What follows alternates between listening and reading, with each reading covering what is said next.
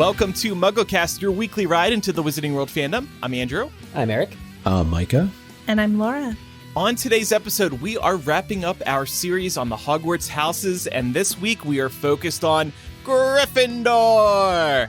And our two ex-Gryffindor panelists, me and Eric, will lead today's discussion as we celebrate and criticize the house. And we are also joined by a current Gryffindor, my boyfriend, Pat. Welcome back to the show, Pat. I'm so happy to be back. Woo! Pew, pew, pew, pew. Pat's a huge Harry Potter fan who knows his stuff, so I'm sure he's going to add a lot to the show today, like he did last time he was on. But before we get started, make sure you're following the show for free in your favorite podcast app so you never miss an episode, and look out for a new episode every Tuesday morning. Also, stay tuned to our Patreon this week for an all-new bonus MuggleCast installment in which we look at HBO Max's new Harry Potter hub, because in this, they make movie and TV suggestions for members of each Hogwarts house. So we're going to look at their lists and determine if they made the right choices. And some choices in there I think are very debatable. So that's why I wanted to make this a bonus MuggleCast today. For example, is Gossip Girl really for Slytherins? Yes. This Slytherin won't be watching it. I'll tell you that. That'll be available at patreon.com/MuggleCast. Okay, so let's get to our discussion on Gryffindor House today. To kick off this discussion, I thought we could start with why myself, Eric, and Pat all joined Gryffindor initially. So just to catch everybody up in case you missed it, I'm currently Slytherin. Eric's currently a Hufflepuff. Pat's been a Gryffindor, all this time. I already explained why I left Gryffindor for Slytherin, but I feel like I joined Gryffindor when I was a kid simply because it was the house that the trio were in. That was basically it. You know, I just want to be with the trio. And then Pottermore validated my feelings when I did the quiz and I got sorted into Gryffindor. I was like, great, okay, cool. I don't have to think about it any further. How about you, Eric? Yeah, same. I mean, more or less, if you wanted to do any kind of costuming, the Harry Potter costume that was available was a Gryffindor costume. And if you wanted a house tie, the Gryffindor house tie was just like the most available that you could find. And I had no delusions when I did start dressing up as a Gryffindor. When I got the Gryffindor robes that I got and still have from Twin Roses Designs, I didn't pretend to be Harry Potter, but I very much felt very comfortable being one of the Gryffindors. They're the heroes of the books. They're the series heroes. And, I felt really that I would be Harry's friend if we were together at the same time. I just felt like Gryffindor was a natural fit, and I didn't question it. And Pat, why did you join originally? Well, I think for me originally, like when I started reading the books, because I did read them like in 98 when they came out in the US. And at that time, I was kind of like the shyest kid ever. Like I would have to go talk in front of people and immediately start crying. What? Oh gosh. Oh yeah, I was so painfully shy, and I like really wanted to break out of that.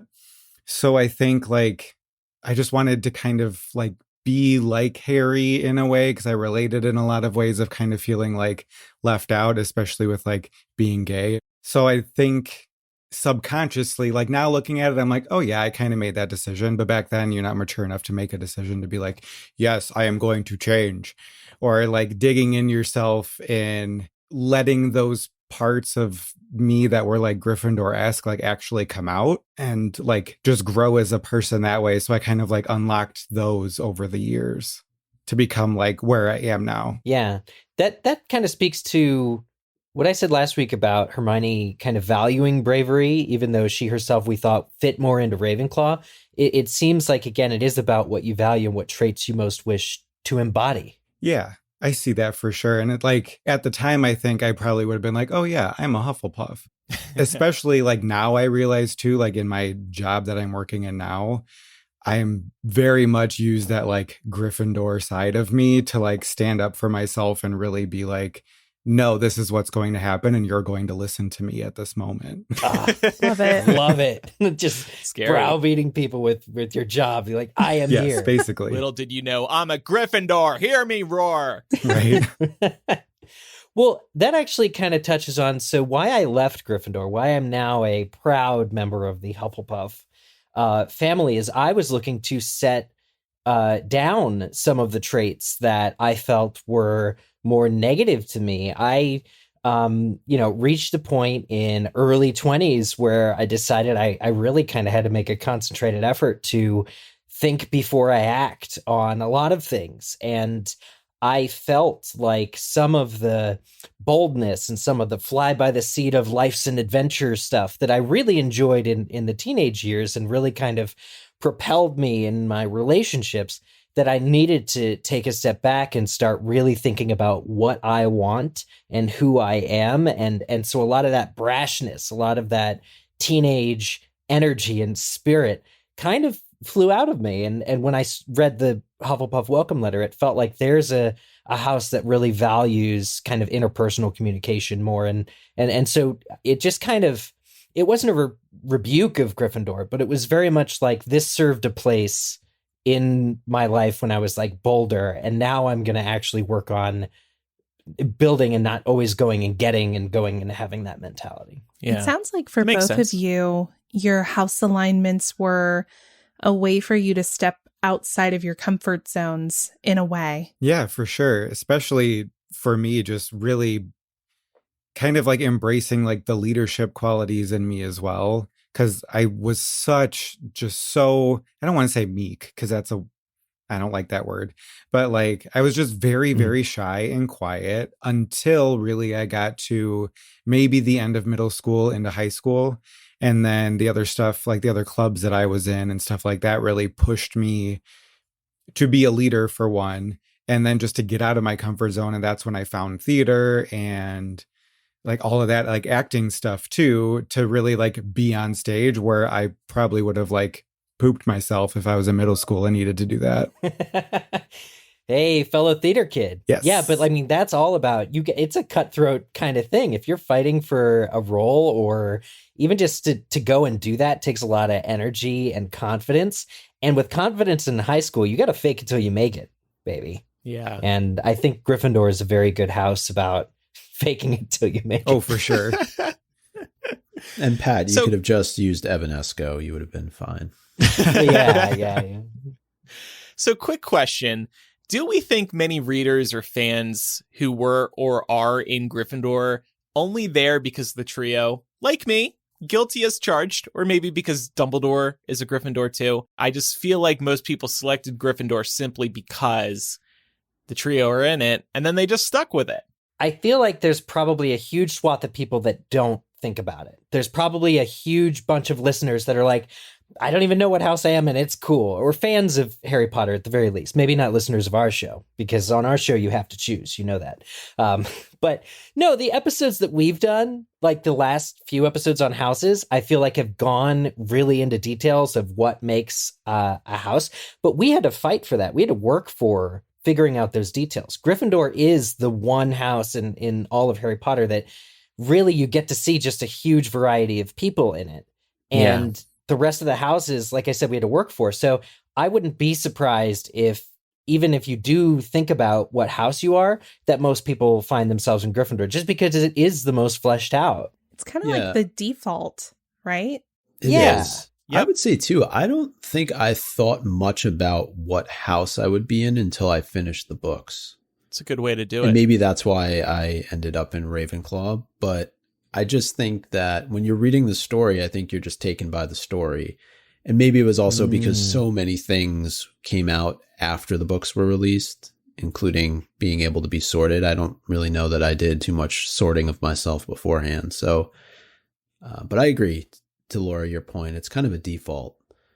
Or you probably would want to choose Slytherin. I feel like those were probably the two most popular choices, just because we don't see much of the other two houses. Yeah. And there was a time, even to the point that was raised earlier, it is correct that originally the only house merch you could get was Gryffindor. But when they started releasing more, they released Slytherin items, but for the longest time, you couldn't get Hufflepuff or Ravenclaw. So it was kind of like these two rivals kind of felt like they were your only two prominent choices. They're the real houses. Yeah.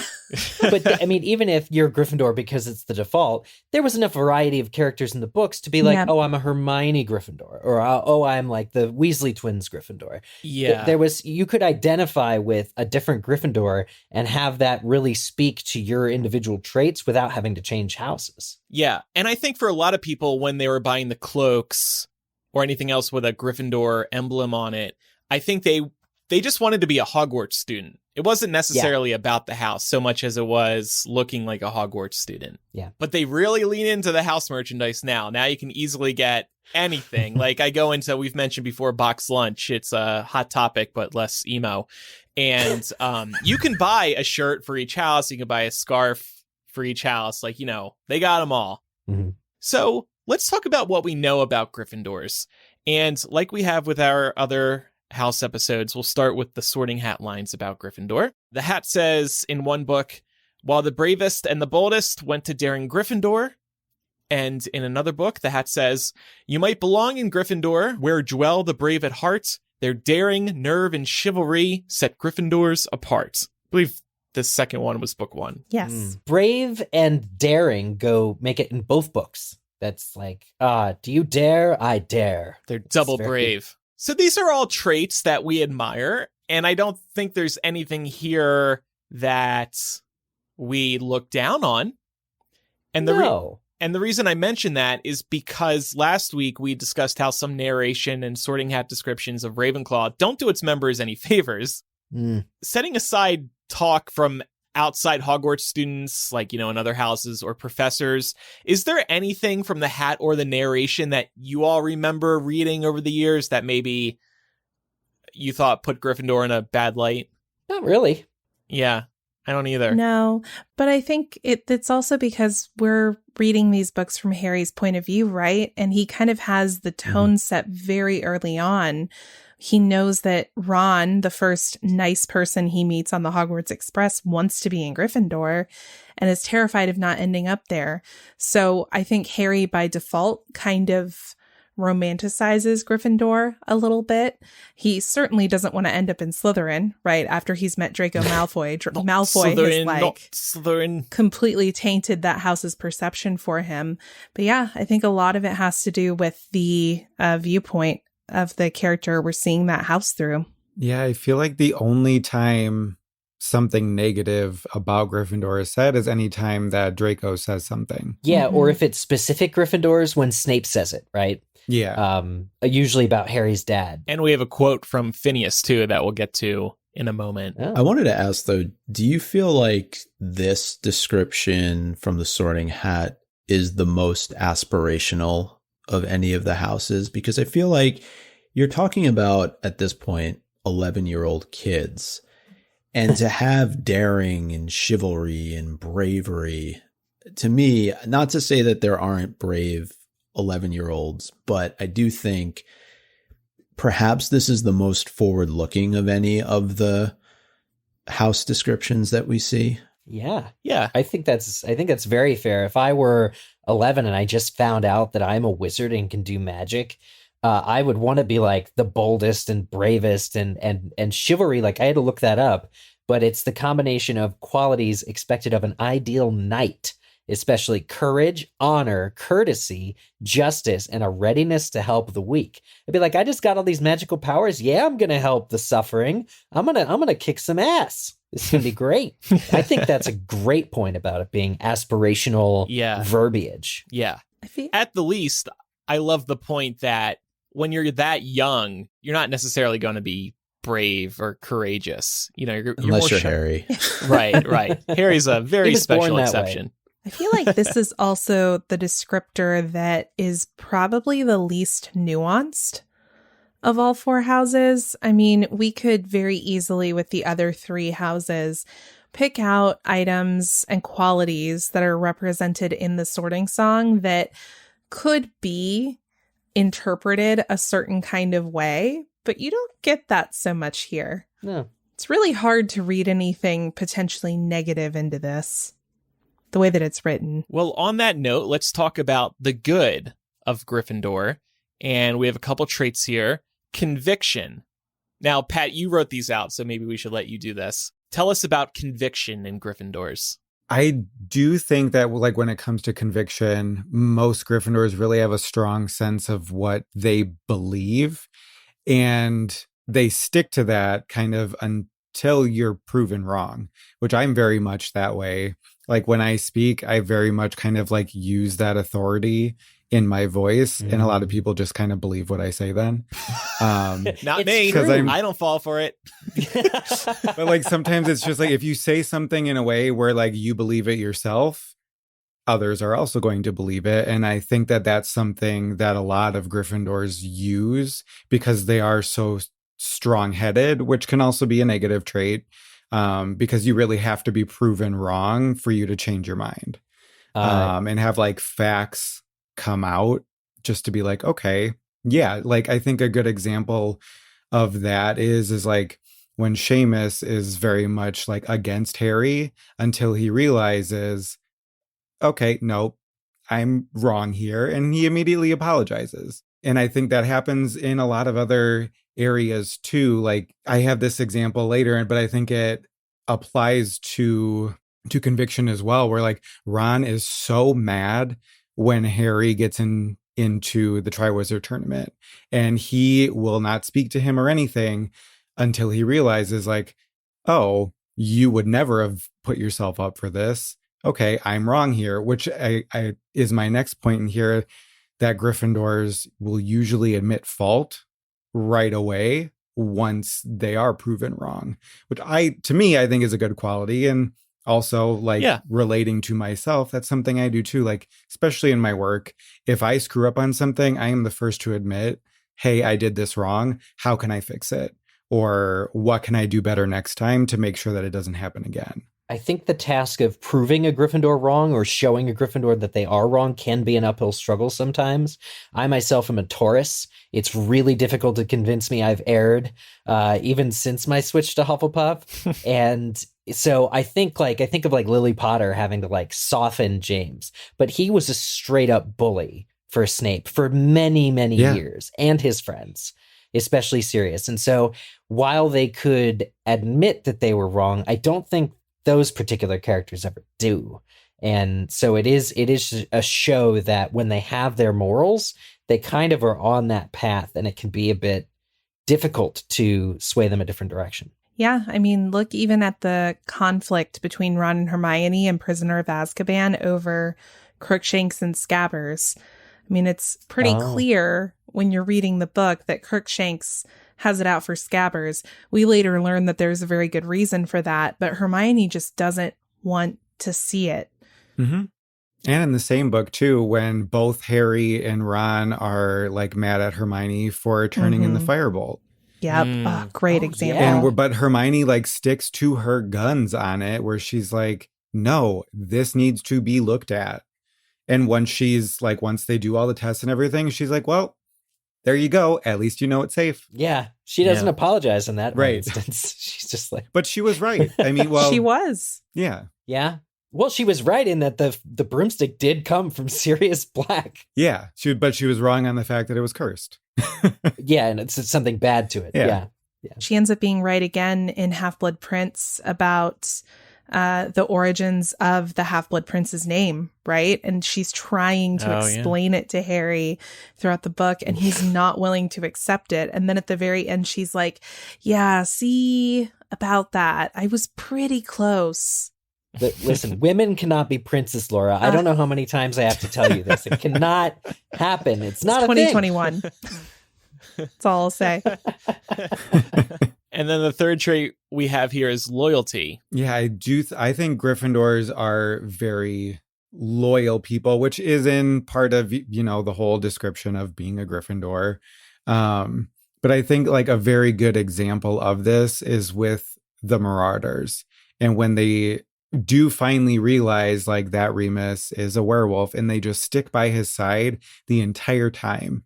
And yeah, for those first few years until they become like full animagi, or however you say it, they still stick by him. And then once they figure it out and they're able to go along with him, then they go on all the adventures with him and just really like defend him to everybody else when everybody's trying to question and figure out what's going on. And yeah, they pulled a prank on Snape where he almost gets killed, but they're loyal to him still, like throughout the whole thing. And especially like the trio is usually loyal to each other throughout most of the books, except for petty little arguments. The only time where, at least me personally, I feel like the loyalty can come as a fault is Harry to Dumbledore, because he really can never see any wrong in Dumbledore. Even throughout reading Rita Skeeter's book about him, he questions it slightly, but he still really doesn't ever find a fault in him. Yeah. And if we're thinking about the Marauders not really minding or taking care of their friendships, they just expect something to be a certain way. They kind of neglect Peter Pettigrew, and he turns sour because of, he has all these insecurities about not fitting in, but they're not minding their friendship. They're not keeping up with that. They just expect him to fall in line because Gryffindors are all part of the same cool team of knights. And they also downplay the severity of almost every conflict. I think it's maybe the Wizarding War really sobered them a lot. Yeah. But I think that up until that point, they're thinking that having a best friend who's a werewolf is nothing but the coolest thing you could ever do or have. New toy. Yeah, new toy. Well, yeah, almost. Like, I think they really appreciated Remus as a person. Yeah. But I think they also thought it was straight up awesome. Yeah. Once Remus also put together, like in book 3, puts together like, hey, Sirius is actually innocent, his loyalty comes back 100% immediately. You're right. Mm-hmm. And this would also be one of those qualities, I think, that aligns very well with the house sigil.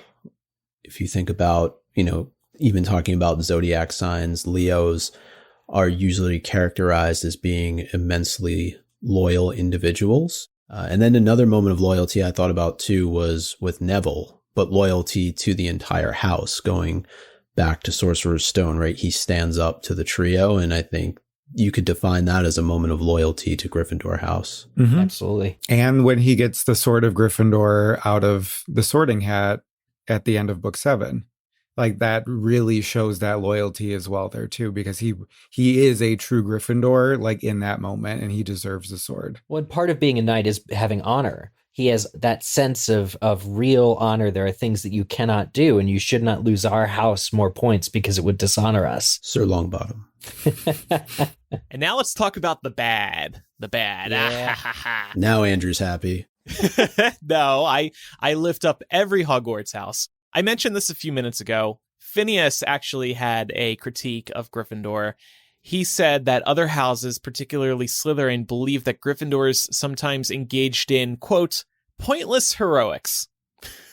So a pointless heroic, I guess, would be something that they go out of their way to do for really no good reason other than hoping people will pat them on the back. That's kind of the read of what I get from a pointless heroic. Yeah. And there's evidence of this in the books, again, with James Potter and Snape.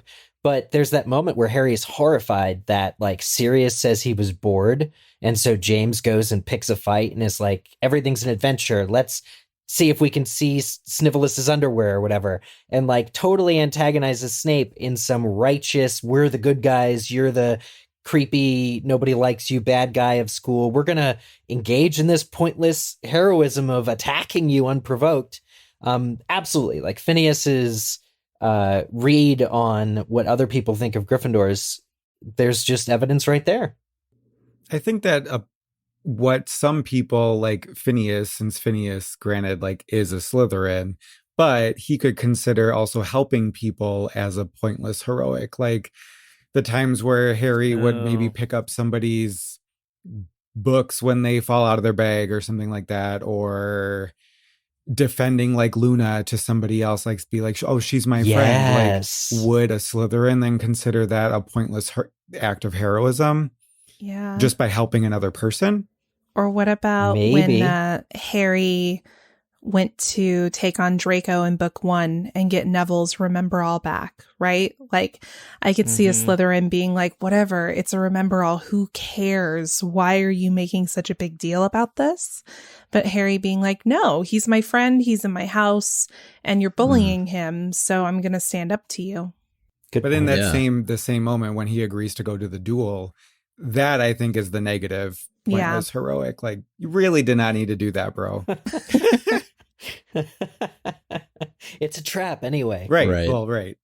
And I think you could go even larger scale. I think if you just look at the plot of all 7 books, if you're Phineas, you could say pointless heroics. Sorcerer's Stone, pointless heroics. Basilisk in the Chamber of Secrets, pointless heroics. Freeing Sirius Black, pointless heroics. They like doing these things for attention, at least in Phineas's mind. And probably there is a little bit of truth there, because I feel like there is a bit of an ego to Gryffindor. Yeah. Being considered the brave house, the courageous house. So here's another one. And again, this person is biased as well. Snape called Gryffindors self-righteous and arrogant. Of course, he's probably speaking about James when he's talking here. Right. But here's a little bit of evidence to back this up. In the Pottermore welcome letter for the Gryffindor House, which we've cited a couple of times now across these house discussions, Percy Weasley says, "This is quite simply the best house at Hogwarts. It's where the bravest and boldest end up. For instance, Albus Dumbledore. Yes, Dumbledore himself, the greatest wizard of our time, was a Gryffindor. If that's not enough for you, I don't know what is." And here's the other thing, because I looked at the other welcome letters.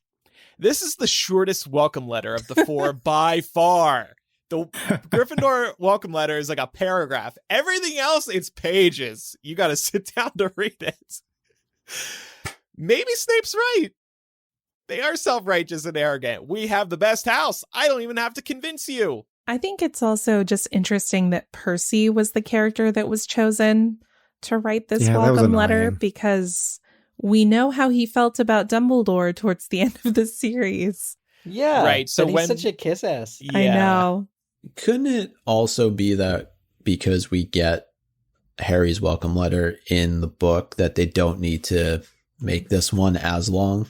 I think the length is very purposeful. They would just roll the tape of Tina Turner, Simply the Best. The author isn't one to be short on details. You know, right. She'll put the work in if she needs to. So I think this just perfectly plays into Snape's thoughts. Mm-hmm. Yeah. One thing that I think that's important about the fact that Snape kind of colors all Gryffindors self-righteous and arrogant shows an important point about how one bad experience can cause an individual to really generalize an entire group of people. Mm-hmm. And in this case, it's a group of people that normally all of us would think are pretty good, easygoing individuals. And if you look at it through Snape's perspective, it's completely different. And it's certainly wrong of him just because, you know, particularly James and Sirius treated him so foully that he would look upon the entirety of Gryffindor House the same way. Yeah. Yeah. And I like at least that in the entirety of the story, there are like our Gryffindor heroes do get some pieces knocked off of them. Like you question Dumbledore by the end of the books. You question, Harry. You question what everyone really means or thinks. You question James Potter. So these so-called heroes there is room in the books made available for you to question what they were going for and whether Snape could even be right. Yeah.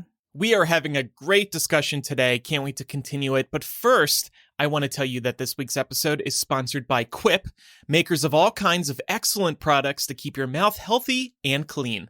Let's talk about their mouthwash. We all love that clean, minty, fresh feeling you get from mouthwash. Those plastic mouthwash bottles, not so much. They're big, they're bulky, and they're not so nice to look at. Luckily, the oral care experts at Quip created an alcohol-free mouthwash that keeps your mouth healthy without the burn.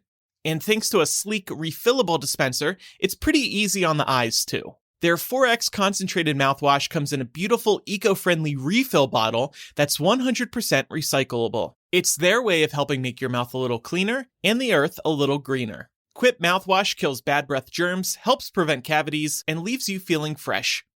Quip's refillable mouthwash is good for your mouth and the planet. With that 4x concentrated formula, Quip ships less water and more good-for-you ingredients. Add a mouthwash refill plan and make sure your rinse never runs out. I find all of Quip's products incredibly innovative, so I was excited to try this one out. And Pat, I know you love the mouthwash too, right? Yes, I really, really like the Quip one because even like, you know how you have like morning breath even in the morning, even with normal mouthwash? Mm-hmm. I feel like it's like legitimately cut in half with the Quip one. Oh, good. He might be trying to say something about me there. But anyway, and if you go to getquip.com/muggle5 right now, you can get $5 off a mouthwash starter kit.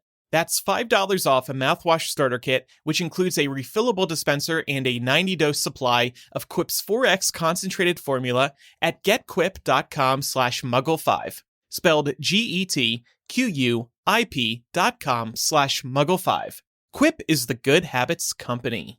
Speaking about habits, let's talk about some bad habits, maybe. Eric, you have an interesting observation about a couple of pairs at Hogwarts. Yeah, here's an interesting personality trait that you don't find in the Hogwarts sorting song.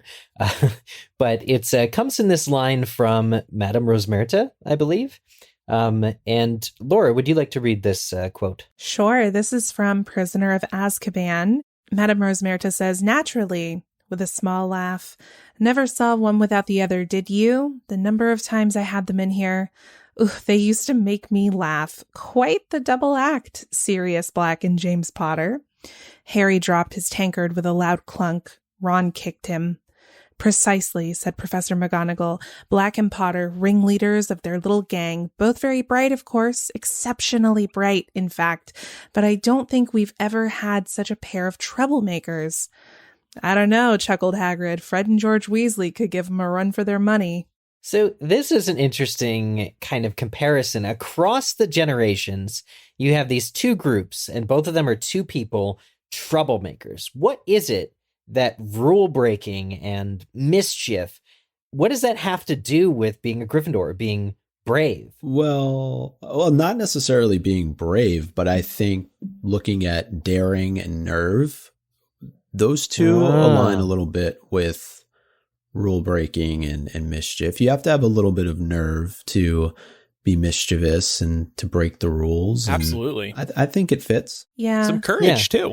I think particularly with James and Sirius, we're seeing the negative side of bravery and nerve.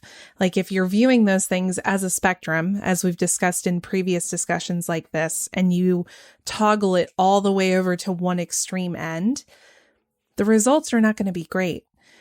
But I like comparing them to Fred and George because I think even though Fred and George are very mischievous, they're troublemakers, they're still pretty different from James and Sirius. Fred and George don't strike me as bullies. In fact, I can't remember the book, but I remember one line where they're having a fun back and forth and they're saying, "We always knew where the line was. We might have put a toe across it every now and then, but we never went too far." And James and Sirius went too far. Yeah, that's actually fair. I think they probably maybe learned from their predecessors, or maybe because they had something like the map, they were less reckless and they could plan more. Maybe it has to do with how they were raised as well. They were born to be jokesters and pranksters, but they knew they didn't want to mess with their parents. We know what Molly does with those howlers. That's not something to be messed with. That's a good point. Yeah, I like this. I like that leans into sort of the daring side of things. It's like, well, we'll cause a ruckus. Yeah, that fits with me for Toe Gryffindor. that line, go just far enough where you can get away with it. Maybe we've all been there at some point. I can't think of any examples. Don't ask me for any right now. But I feel like Andrew is very lawful. Sometimes, right. Sometimes I get to the edge. Yeah, you Well, like it push seems the like- limits a little bit. Yeah, it seems like in contrast, those Slytherins, if they're gonna be mischievous, they're gonna work within the system to do it, right? So we've seen this a bunch of times in the books, actually. I'm thinking of the Inquisitorial Squad, or Malfoy abusing being prefect to take house points away. This is an example. It's not rule breaking. It's mischief and ruckus, but it's because the system works for him and works for what he wants to do, he's going to get himself a position of power to give in to his negative whims, whereas Fred and George are exercising that firmly from without the system. They're breaking the rules. Yeah, and I think I think more of a, like, instead of breaking the rules, I think the Gryffindor trait is more so like bending the rules to your favor. You're still following the guideline of them, but you find that loophole, like with the DA or Hermione bending the rules as well, to like knitting the hats and stuff and hiding them around to like secretly free elves that she knows she probably shouldn't do, but she still does. Or getting a time turner. I mean, that's pretty rule breaking as far as I'm concerned. Yeah. Yeah, kind of like guerrilla efforts to circumvent the natural kind of flow of things. I also think we have the benefit of being at school with Fred and George for 5 years, so we get to see a little bit more of their personalities versus James and Sirius. We just hear stories, and most of them aren't that great. The one good one I think about too, but I guess it's kind of edgy, is the story J.K. Rowling wrote about the two of them and the police officers and the motorbike that they stole. But yeah, I mean, they seem like they get up to more adult type of trouble than the Weasley twins do also. Yeah, because all of the memories we see of like James and Sirius are through Snape's eyes, both in book 4 and in book 7. So, well, I think the pensive is like a non-biased third party, right? Like by why it's made. But I also think, thinking of like Fred and George not crossing the line, they did experiment on children. Like they gave their products to, now it wasn't anything they didn't try on themselves first, maybe, but I'm thinking of like the Dudley scene. And we know from our Fred and George character discussion that Fred would like kind of push the envelope maybe a little too far and George would try and rein him in. But yeah, there was definitely kind of a reckless aspect to the Weasley twins, though. I wouldn't want to say that they were too safe in comparison. Yeah. I guess we're talking about the difference here between being reckless and being malicious. Good line to draw. Yep. Yeah. And Sirius's own dislike for his own family made him cool to the idea of Slytherins. And James comes from 7 generations of Gryffindor, so he's kind of bound to just like Slytherins as well. Micah, I think you had a point you wanted to bring up. Yeah, we kind of touched on this a little bit already, but just kind of going back to the courage aspect of Gryffindors. I was thinking earlier just how interesting it is that if you look at the plot of all 7 books involving the trio specifically, they all really exemplify the courage needed to achieve a certain goal, right? And so I just pulled examples. I'm sure there's a lot of different like smaller examples from each of the books of courage, but you think about in Sorcerer's Stone defeating the tasks and ultimately defeating Quirrell, Chamber of Secrets, the Chamber of Secrets itself, the Basilisk, Prisoner of Azkaban, confronting Sirius but also freeing him.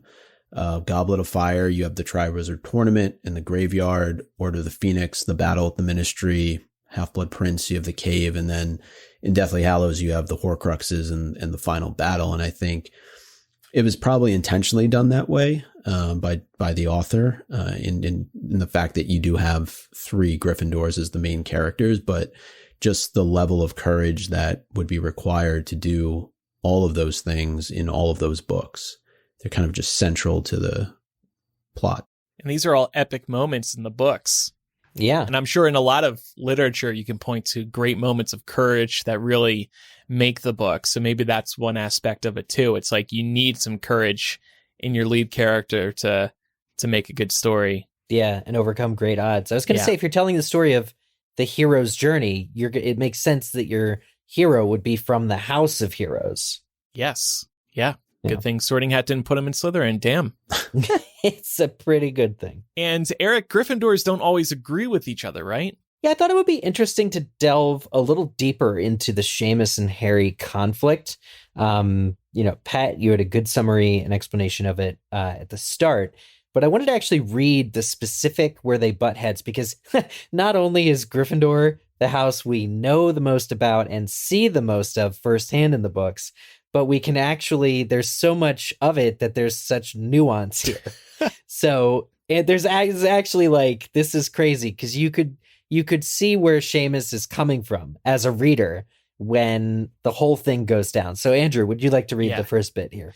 Yeah. Seamus did not answer immediately. He was making rather a meal of ensuring that his poster of the Kenmare Kestrels Quidditch team was quite straight. Then he said, with his back still turned to Harry, "Me mom didn't want me to come back." "What?" said Harry, pausing in the act of pulling off his robes. "She didn't want me to come back to Hogwarts." Seamus turned away from his poster and pulled his own pajamas out of his trunk, still not looking at Harry. "But why?" said Harry, astonished. He knew that Seamus's mother was a witch and could not understand, therefore why should she have come over so Dursley-ish? Seamus did not answer until he had finished buttoning his pajamas. "Well," he said in a measured voice, "I suppose because of you." "What do you mean?" said Harry quickly. His heart was beating rather fast. He felt vaguely as though something was closing in on him. "Well," said Seamus again, still avoiding Harry's eyes, well, it's not just you, it's Dumbledore too." "She believes the Daily Prophet?" said Harry. "She thinks I'm a liar and Dumbledore is an old fool?" Seamus looked up at him. "Yeah, something like that." So, I mean, Seamus is in a pickle. I don't think any of us envy him the situation where he may not be being allowed to continue his year of education. But what's at issue is not necessarily the facts. It's how they're stated. Seamus at first says, "It's you. Right. You're the reason why I haven't come back." And that's just false. And he immediately tries to backtrack and say, "Oh, actually, it's also Dumbledore." Da, da, da, da. But by this point, Harry is he could not handle just the idea that somebody's coming for him that he just reacts so poorly and he completely shuts down. He's in defense mode. Yeah. Something was closing in on him, like the line says. And I don't blame him. You cannot blame him for this. Yeah. You weren't going to come back to school because of me? Suddenly, people see him as a threat. That's a terrible feeling. It's a really bad feeling. Micah, would you like to read the other part of this quote? He got into bed and made to pull the hangings close around him, but before he could do so, Seamus said, "Look, what did happen that night when, with Cedric Diggory and all?" Seamus sounded nervous and eager at the same time. Dean, who had been bending over his trunk, trying to retrieve a slipper, went oddly still, and Harry knew he was listening hard. "What are you asking me for?" Harry retorted. "Just read the Daily Prophet like your mother, why don't you? That'll tell you all you need to know." "Don't you have a go at my mother," snapped Seamus. "I'll have a go at anyone who calls me a liar," said Harry. "Don't talk to me like that. I'll talk to you how I want," said Harry, his temper rising so fast he snatched his wand back from his bedside table. "If you've got a problem sharing a dormitory with me, go and ask McGonagall if you can be moved. Stop your mummy worrying. Leave my mother out of this, Potter." "What's going on?" Ron had appeared in the doorway. His wide eyes traveled from Harry, who was kneeling on his bed with his wand pointing at Seamus, to Seamus, who was standing there with his fist raised. "He's having a go at my mother," Seamus yelled. "What?" said Ron. "Harry wouldn't do that. We met your mother. We liked her." "That's before she started believing every word that stinking Daily Prophet writes about me," said Harry at the top of his voice. "Oh," said Ron, comprehension dawning across his freckled face. "Oh, right." So much here, right? I mean, tempers are high, and Harry's got his wand out. What's he gonna? He's provoked to a courageous fight because Seamus is, and Seamus has got his fists raised. Like, this is just absolutely nuts. And even when Ron has to come in and defend Harry, he's like, "Wait, Harry wouldn't. I don't care. I know I just missed the conversation, but there's no way Harry's like making fun of your mom. That doesn't make any sense." Immediately leaps into like defensive friendship mode, defensive Harry. It's just crazy. This is Gryffindor. Maybe the negative side of Gryffindor, but this is Gryffindor. Yeah. Courage on courage, Gryffindor on Gryffindor. tempers are going to rise up, I think. They're going to really butt heads when they both think they can win an argument in the moment. They haven't seen each other all summer, and all of a sudden it's fists up and wands out, and they're both Gryffindor. Yeah. They're both in the same house. Yeah, it's very much, though, a loyalty being questioned type of moment, right? Truthfulness being questioned. They're calling his character into question. So it's like a knight pulling out a sword and defending himself, and that's what Harry's doing in that moment. Could it also be like a masculinity thing, like Harry's or honor is because like Harry's honor is being questioned, right? Yeah, like whether I or don't not think he's truthful. Yeah, I mean, maybe just in terms of like testosterone, but I don't think it's like his masculinity is being called into question here. I think it's more like a believability factor, truthfulness. They both have reason to be angry. For Seamus, Harry's involving his mom. For Harry, he's being attacked and being told he can't be believed, and neither can Dumbledore. So I can see where both sides are coming from and why they both have reason to be angry. I think that they're both defending their honor in a way. You know, Harry is in this state where he's not prepared to be questioned about what he experienced. And Seamus is one of the many students last year who had to just take Dumbledore's word for it. Seamus wasn't in the maze. He didn't get to see what happened. All he got to see was Harry come back to school with Cedric Diggory's body.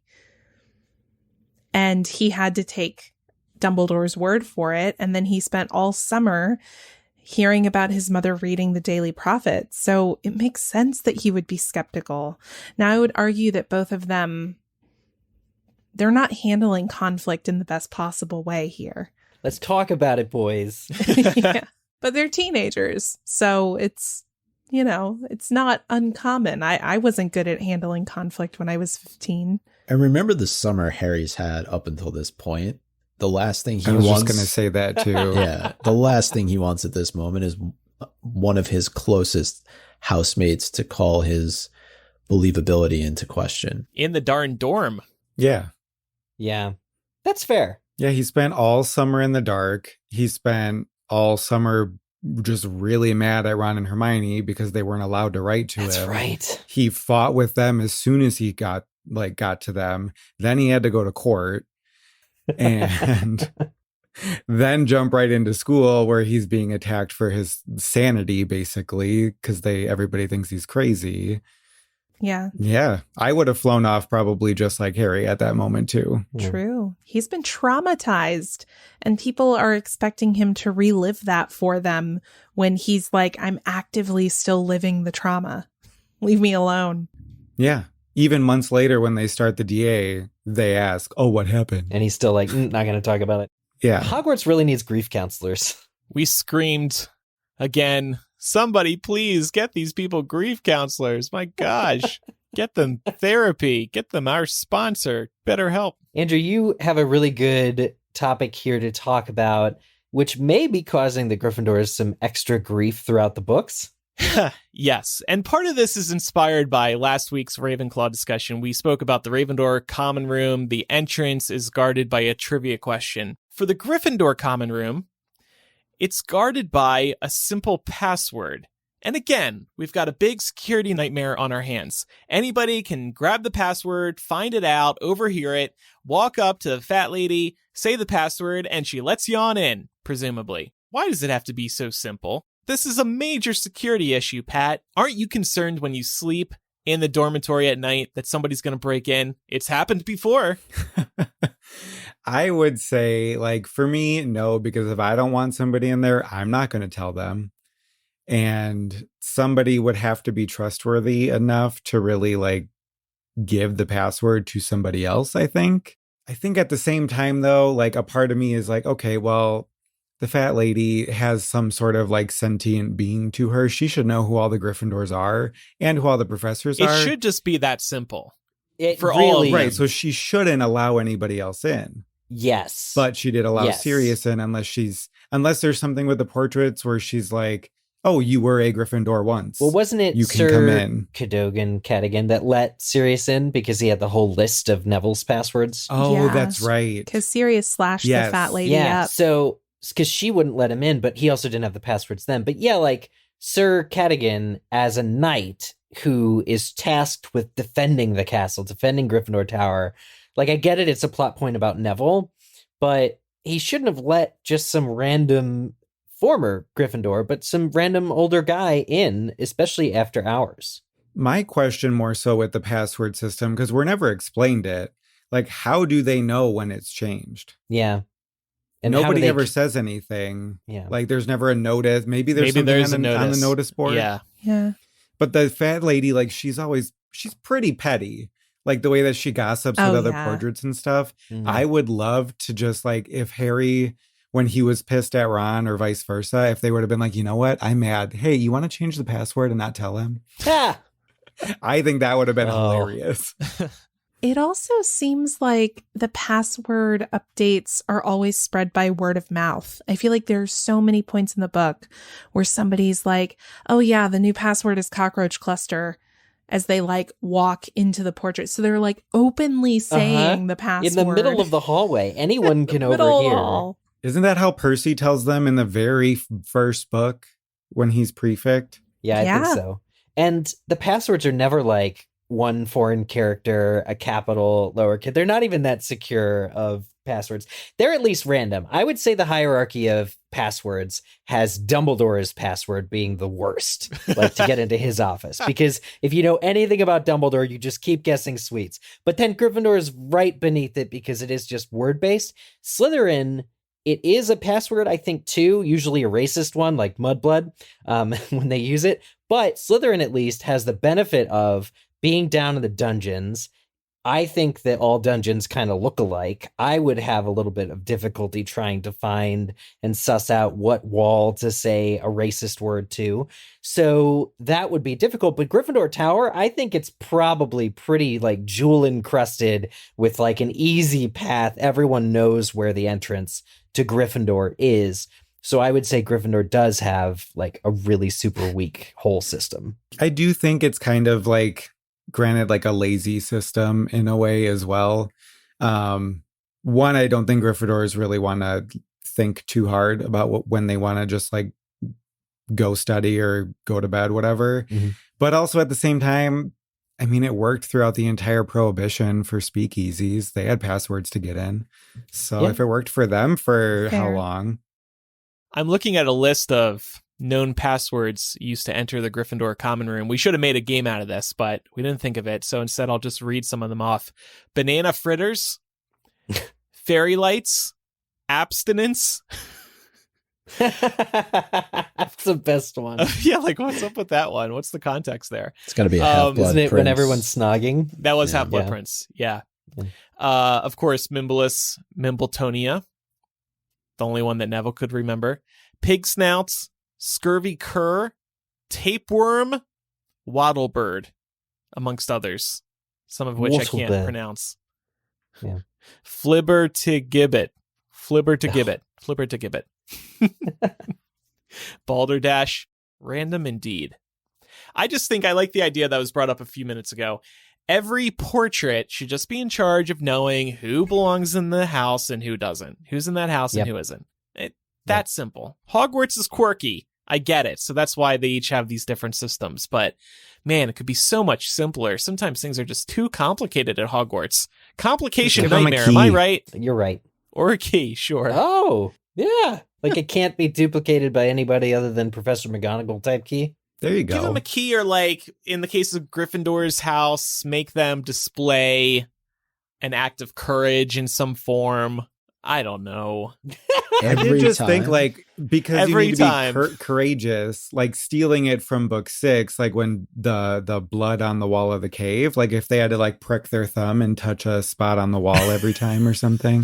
They all have to lick the same brick on the wall because it's brave that they won't catch something or some kind of germ feature type to it. COVID nightmare. To wrap this up, we have some notable Gryffindors to run through. We tend to know a lot about these Gryffindors already, so because Gryffindors are the heroes and the main characters in Harry Potter, but worth just noting, Godric Gryffindor himself, of course, one of the 4 founders. He was apparently, according to wizardingworld.com, a truly exceptional wizard. He was also the most accomplished dueler. And we know that he left behind not only his sword, but the hat that he had itself as, heirlooms that would become very important to Harry and many generations of Hogwarts students. I gotta say, it always seemed like a hat that would have the ability to look inside your head and sort always seemed more like a Ravenclaw trait to me. I'm surprised that the sorting hat wasn't Ravenclaw's originally. Well, wasn't he just wearing the hat though, and he plucked it off and they all made it speak and everything? Oh, that's a good point. Yes. Plus, if it had been Ravenclaw, it would have been the sorting tiara. Oh, that would have been way better. I'm a fan of that. The little jewel in the middle has a mouth that talks. Yep. Yeah, you're sorted into House Genevia. You can go now. Of course, we also have Albus Dumbledore. We talked about. Now, Dumbledore is very brave, but he kind of gets into murky territory when he's talking about the ambition of subjugating, for the greater good, all the stuff with Grindelwald, thinking that wizards should be superior and could somehow take by force. I know he's disillusioned of this, but he remains a figure who ultimately manipulates people for the greater good. He still lies and cheats and holds the truth from people who probably deserve to hear the truth, because he ultimately believes that he is a righteous knight, an avenging angel against what is impure in the world. Beautiful. Put that on his headstone. Yeah. I mean, I think Dumbledore, are we surprised that he was a Gryffindor? Because he could have also been, I think, Slytherin. Oh, I think that point got brought up on our Slytherin episode. We were like, why was Dumbledore a Gryffindor again? Or Ravenclaw. It's being in the same house as Harry. Mm-hmm.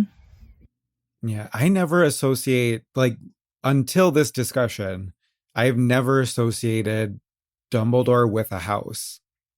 Yeah. Ever, really. He's just always kind of been a culmination of all of them, I think. I think of most characters, he is a little bit of every single one equally, in my mind at least. So I don't know why I never associated or thought, oh, what house was Dumbledore in? It just never occurred to me.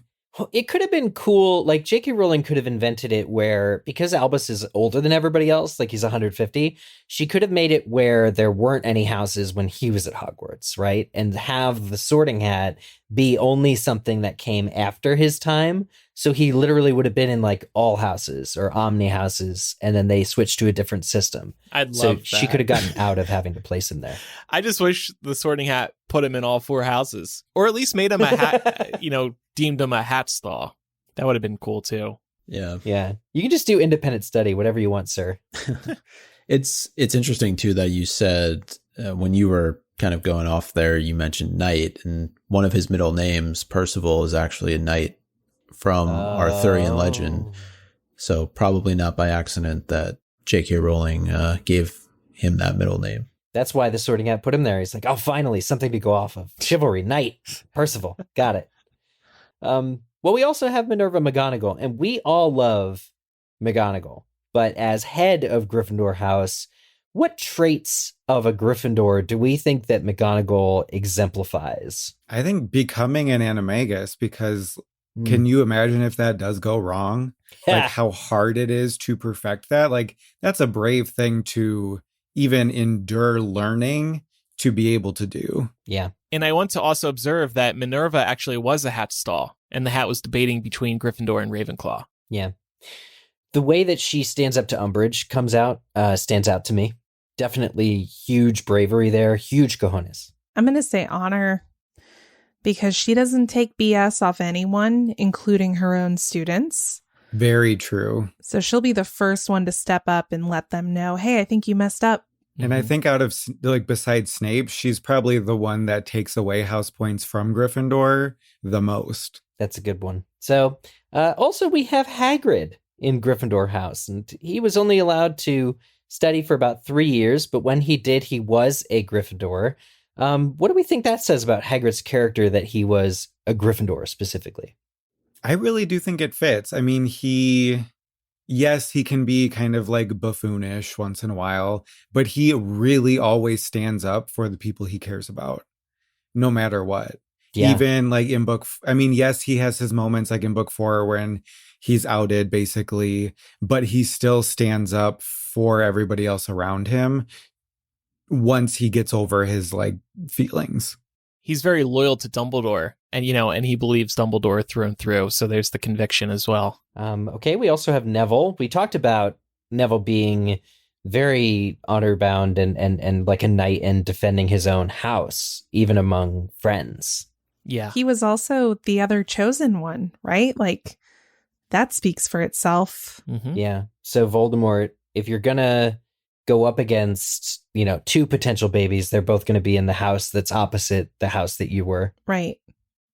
And Yeah. red and green are opposites on the color wheel, right? So. Oh, yeah, they are. Mm-hmm.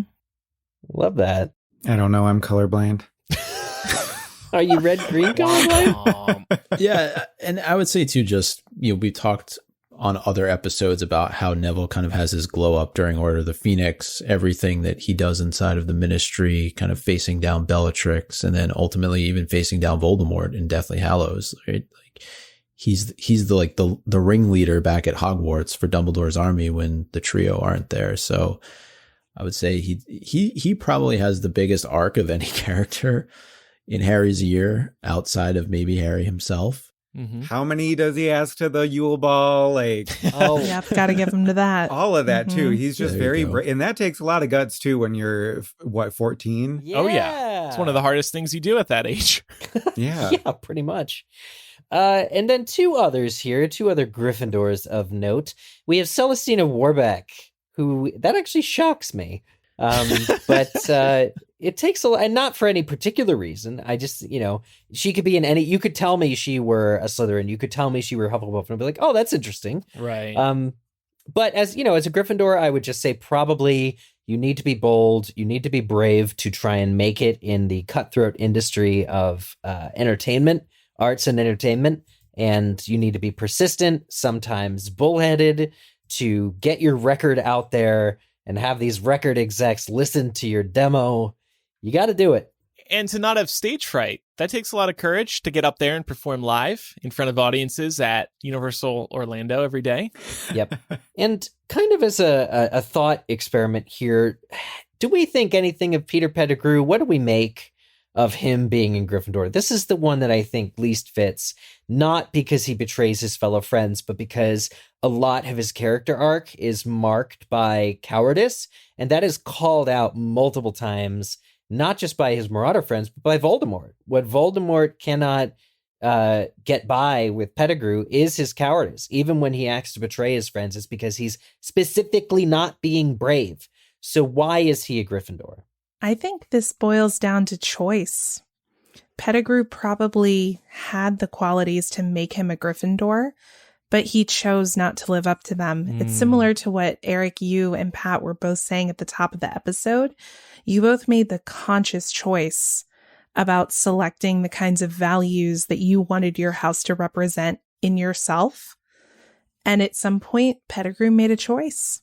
Not the right one. Yeah. And I mean, he very well could have been like Harry. Maybe the hat was debating between two and he chose. He asked to be in Gryffindor, maybe. The hat Yeah. did. The hat was also thinking about putting him in Slytherin. If it is about sort of wanting to surround yourself with everyone who's stronger than you, I can see why Peter would absolutely want to go to Gryffindor. Also, this from the author, the Sorting Hat, which is infamously stubborn, still refuses to accept that its decision in the case of the latter, in the case of Peter Pettigrew, may have been erroneous, citing the manner in which Pettigrew died as dubious evidence. I don't really know what any of those words mean. Good on his promise, or I guess it's not a promise. He didn't have a choice on that. Like matter, Harry right? saved his life. Kinda. Yeah. Well, I think He hesitated. Yeah, well, I think a part of that was due to the fact that it was magic that Voldemort had used to create his hand, and so effectively he was going against his master's wish, and so Yep. he had to. Yeah, I mean, I know I saw some feedback on, I think it was the last episode when we were talking about like certain characters that don't really fit with their houses. And Pettigrew was used as an example, but I said that, maybe there is a bit of courage, a bit of bravery that comes with betraying your friends. I know it's seen as sort of this pure cowardly action, but I don't know. I feel like there has to be something in him. Maybe it's the nerve or the daring that allowed him to do what he did.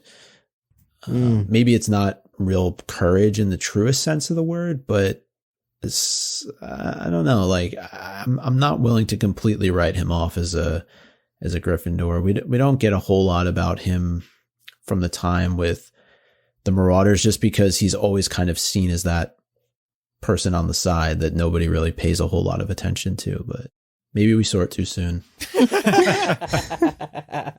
I think what it is economy of storytelling. Like, I think they could have made it where Peter Pettigrew was one of the Marauders. They could have made it where he was their, like, one of their core four, all this other stuff, but he could have been from Slytherin. He could have been from Ravenclaw. He could have been from Hufflepuff.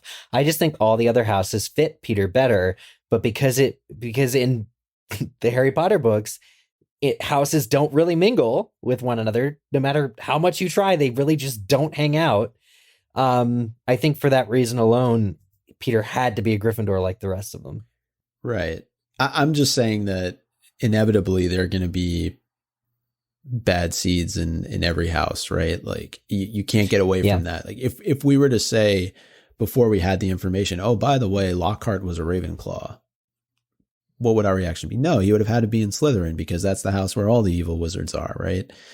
Mm-hmm. Right. But, I mean, we pretty much talked through Lockhart using the cunningness and intellect of Ravenclaw House to his advantage, and I think maybe Pettigrew did a bit of that himself. It's a great point. Well, on that note, I want to revisit this question from last week. Is there anything else we need to address to maybe take Gryffindor's heads out of the clouds, like Pat's? Dumbledore. That's all you got to say. A flawed man, indeed. I fully believe that after Slytherins, Gryffindors would be the next house to use dark magic and to successfully use an unforgivable curse, purely because of their conviction. Like, when you see in book 5 when Bellatrix is like, oh, you really have to feel it, and Harry does use it on her and it works the next time. So I just think that there is that next step, that with the courage and the bravery, like, I do think that they would be the next ones to do it. And you see that in Snape's memories too, where they use the spells that they invent, or not invent, but they use the spells on other people to play pranks on them. And it usually just makes a fool of the other person. Not necessarily that meaning that that's dark magic, but I could 100% see a Gryffindor make their own form of a Horcrux that doesn't involve killing somebody. Like, if there's some other way to do it, I think a Gryffindor would do it. Yeah, that's an amazing point about dark magic and unforgivable curses. They would do it just on a dare. Yeah. And, to that point, I would say for Gryffindors, just, try and think before you act, try and consider the options. It doesn't need to come to fists all the time. And here's the thing. If you get into a wizard duel, there's going to be a loser of that duel. Duels do not end in ties. And for the sheer fact that you cannot have more than a 50% real chance of winning a duel, don't duel everything. Don't make everything down to a duel. Just think. Just consider, talk it out, de-escalate. And, there are other ways to solve things. That's my issue. I get in trouble so many times at work because my mouth just goes off and I say exactly what comes to my head instead of thinking about it.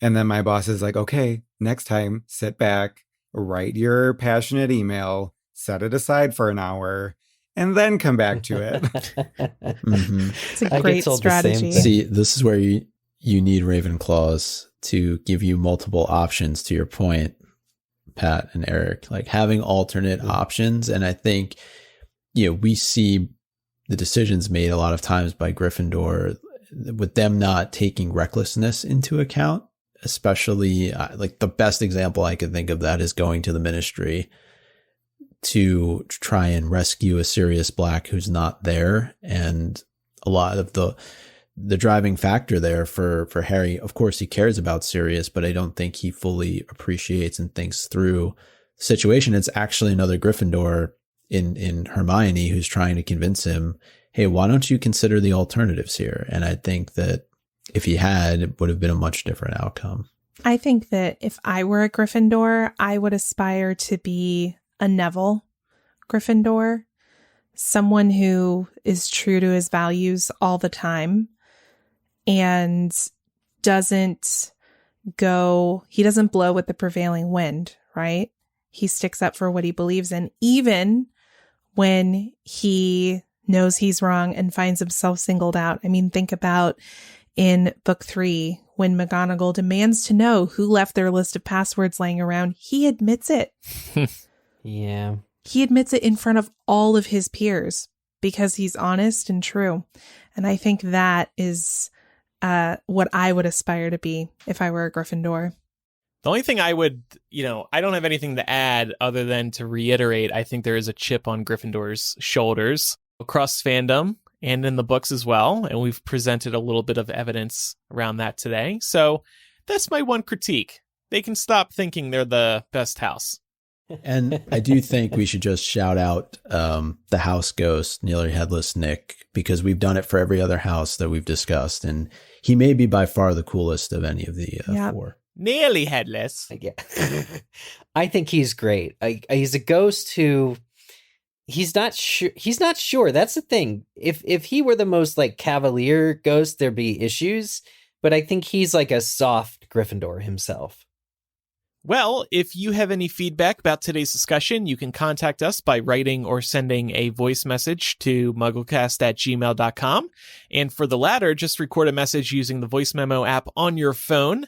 You can also use the contact form on MuggleCast.com, or you can leave a voicemail on our phone. The number is 1-920-3-MUGGLE.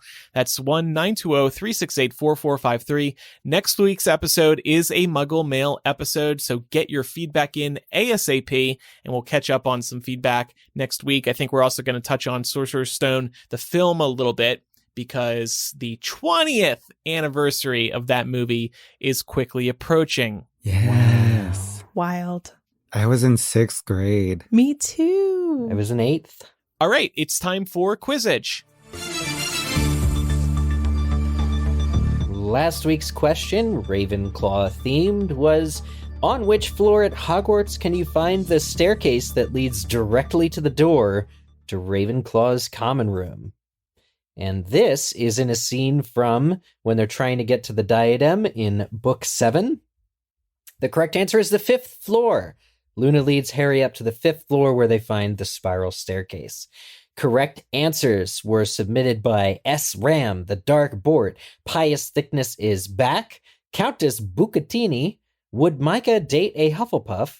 Ooh. Micah Choo Choo is godly, Fan fiction is cool, Hufflepuff Des 744, Must Be Weasley 922, Blue Snake 88, Andrew, you should be a pop star, Natasha, your fave local Hufflepuff, and I answered this question before listening to the episode as somebody submitted as their name. Micah, what do you think? Choo choo.